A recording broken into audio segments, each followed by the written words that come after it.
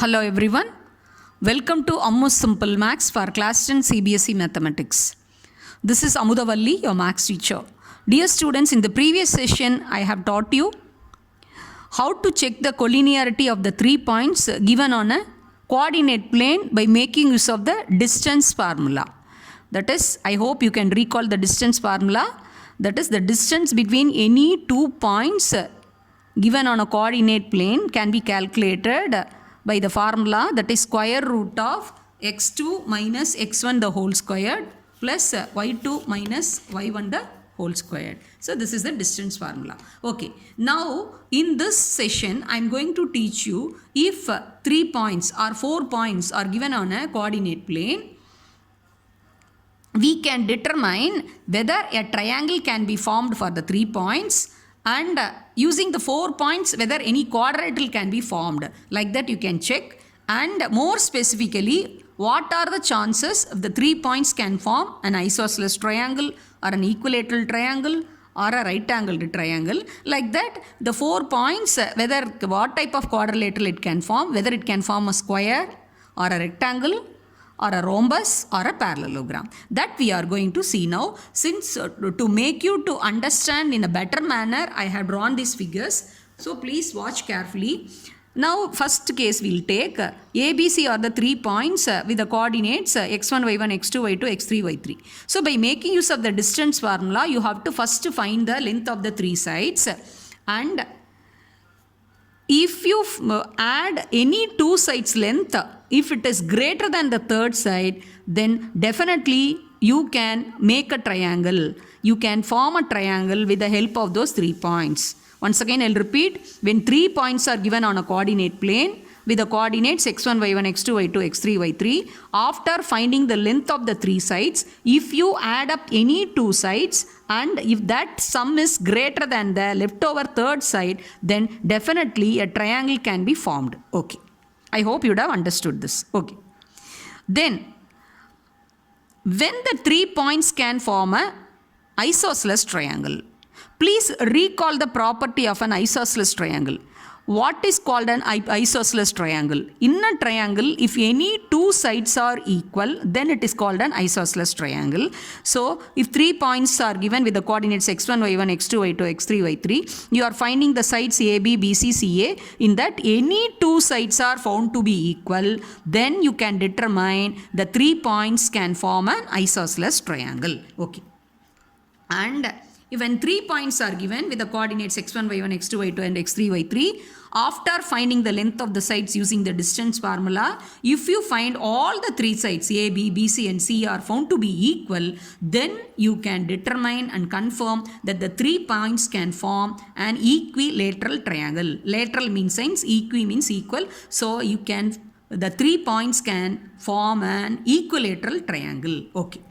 Then when the 3 points are given, after finding the sides, if you find the square of the largest side is equal to the square of the other 2 sides, you can determine that 3 points can definitely form an right angled triangle. That is nothing but Pythagoras theorem. In the Pythagoras theorem, the square of the hypotenuse is equal to the sum of the square of the other 2 sides. Hypotenuse means the longest side, that is the longest side. Here we are not taking 90 degree, because the distance formula only considers for the finding the distance. So 3 sides you have to find out by making use of the 3 points. In that largest length you have to take. If the square of the largest length is equal to the sum of the squares of the other 2 sides, then that those 3 points will definitely form a right angle triangle, because it fulfills the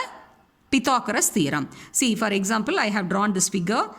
Suppose if you find the length of the side AC, the square of that AC square definitely will be equal to AB square plus BC squared. So then these 3 points ABC will form a right angled triangle. So these are the 4 cases when the 3 points are lying on a coordinate plane. Now let us move on to the next case, that is next concept. If 4 points lie on a coordinate plane, if the 4 points lie on a coordinate plane, see P, Q, R, S are the say 4 points with the coordinates x1, y1, x2, y2, x3, y3 and x4, y4.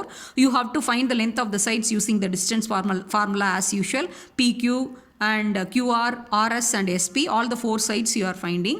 And if you find all the 4 sides are equal, first condition, listen, if all the 4 sides are equal and also the diagonal, see here what is the diagonal, PR and QS, the diagonal length are both the diagonals must be equal and all the 4 sides are equal. So 2 conditions, sides must be equal and diagonals must be equal. So these 4 sides must be equal and the diagonals PR must be equal to QS.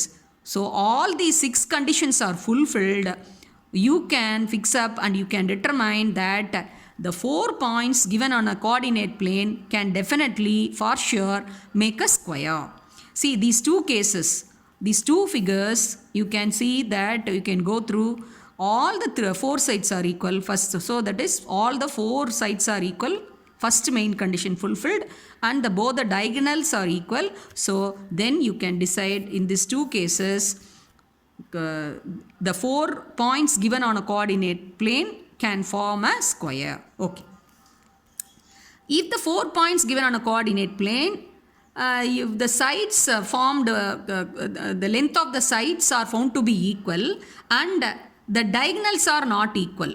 See PQ, QR, RS, SP, all the 4 sides are equal and the diagonal, that is PR, is not equal to QS, like this means, for example, then that is called as rhombus. Once again, I'll repeat. If all the sides are found to be equal, but the diagonals are not found to be equal, then you can determine the 4 points lie on the coordinate plane. Definitely it can form a rhombus only. So the only differences for rhombus and a square, the first condition, that is all the sides must be equal, is common, whereas for the square, diagonals also equal. In the rhombus diagonals are not equal. Okay. Now let us move on to the next thing. See, when the 4 points are given, after finding the sides, if you find any 2 sides are of equal length, that is the pair of 2 sides. So for example, PQ, QR, RS and SP. If you find PQ and RS and PS and RQ, if they are equal, that means they refer to the opposite sides. So in which polygon the opposite sides are equal? That is a rectangle. So the first condition, opposite sides must be equal and the diagonals also must be equal. Once again I'll repeat, after finding the length of the 4 sides, if you find the pair of opposite sides are equal and the diagonals also equal, you can determine the 4 points given on the coordinate plane. Definitely it can form a rectangle. It can form a rectangle. Okay. Then if you find the pair of opposite sides are equal and if the diagonals are not equal, then you can determine that those 4 points can form a parallelogram. So once again I'll repeat, for a rectangle and this parallelogram, only one difference, opposite sides are equal, that is the common concept, whereas the diagonals are equal in rectangle and in a parallelogram diagonals are not equal. So like this, by making use of the distance formula, when 3 points are given and 4 points are given, when 3 points are given, you can determine what type of triangle can be formed, and when 4 points are given, you can determine what type of quadrilateral are formed.